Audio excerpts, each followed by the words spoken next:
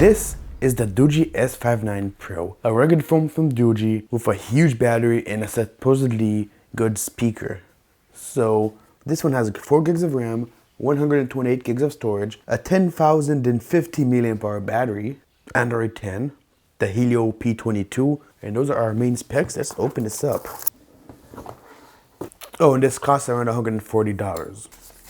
Wow, and this is very thick. Also, I should mention the box is very big as well in order to fit this huge phone and the relatively big charging brick. So the bezels do look pretty ugly, but people who buy this phone don't really care to begin with. They even tell you our specs with a sticker on the back, which looks pretty bad. Take that off. Oh, you gotta be kidding me. In the box, we have a charging brick. Ooh, a hand strap. Nice. Also, this thing, and I guess this is if you wanna easily open up your ports. So that's very helpful. So I guess this is for people without long fingernails, such as myself. So okay, nice. Buttons are nice and clicky. This is also for the SIM slot, so that's for easily removing the SIM slot. And our charging cable, which is USB Type-C. And here we have a plastic bag with a thank you note, a screen protector, and our limited warranty, and a pamphlet. As you can see, the bezels don't look the nicest, but people who buy this phone, again, like, they don't really care that much. They shouldn't care, at least. So I'm gonna set this up and get back to you. Okay, so our fingerprint sensor is over here to the side. So let's see how that works.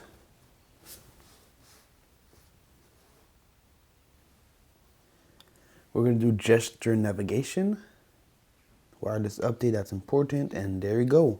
Phone is all set up. Okay, so the screen doesn't look the best quality, but it is decent. But for $140, could be better, you know. Okay, so I'm downloading apps. So as you can see, it is pretty snappy. So it's not the slowest phone. So while these apps are installing, we're gonna test our fingerprint unlock. Actually, I see we also have face unlock, so we're gonna enroll a face first of all. Okay, first off, we're gonna test the fingerprint unlock. That was weird. Let's try that again. 3, 2, 1.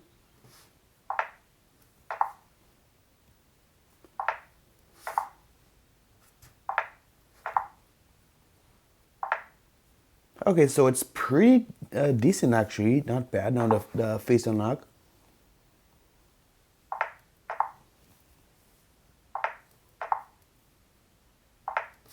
Now close up.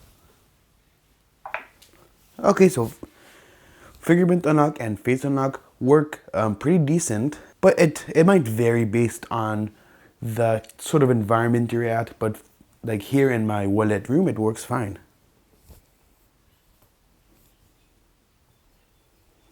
Okay, knife, it runs pretty good actually, even with the ads. So as you can see, as the ad showed up, it kind of started.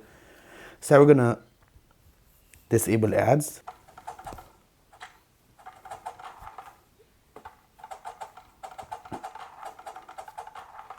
Knife, it runs pretty good.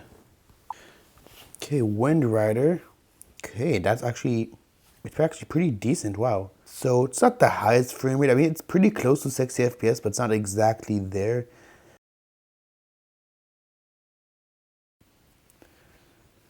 But yeah, this is overall an enjoyable experience. Okay, so PUBG so far runs pretty good. Well, the sky looks different. So these are the lowest graphics. Okay, so as you can see, the game runs perfectly fine. It's a tiny bit of stutter, but this isn't the most powerful chip either, so the fact that I can even play like this, it's pretty damn good. So yeah, I mean, for gaming, this is a pretty good phone for gaming. Wow, this is already really loud.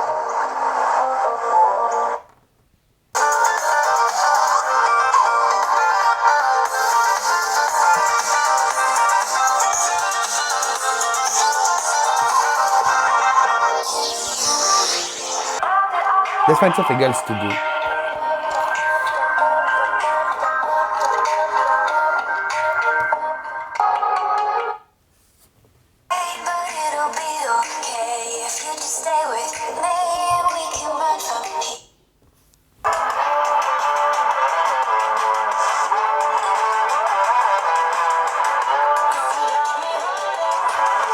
Okay, so loud it is. The quality, I mean, it's not as good as quality like the Samsungs or iPhones, but this is a pretty damn good speaker, gotta admit that. Okay, nice. We do have an ultra wide. Pretty cool. Oh, you know, this is the ultra wide. That's the macro.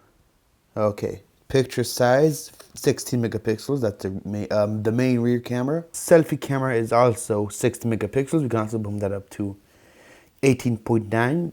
We're gonna keep that 4x3. We have two of them for some reason. Weird. Rear video is 1080p. Front video is also 1080p. So yeah, let's take our first selfie.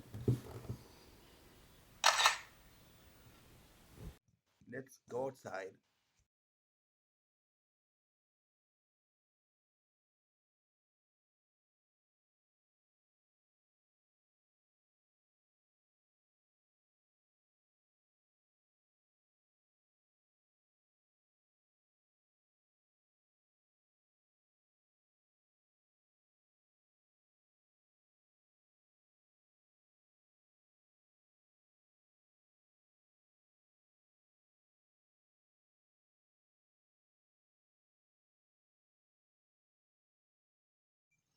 You're facing video on the Doogee S59 Pro Full HD. Actually, I think this is the wide angle camera. Hold on. Yes, that was the wide angle camera, so it's cool that you can record with that. And yeah, video looks pretty decent. Okay, a bit of focusing right there. And yeah, front facing video on the Doogee S59 Pro. I wouldn't use this for vlogging because if you do it for too long, your arm gets tired because this one is just the weight proportions is just too much for most people to handle. But yeah, I mean, on my end, at least the video looks pretty decent.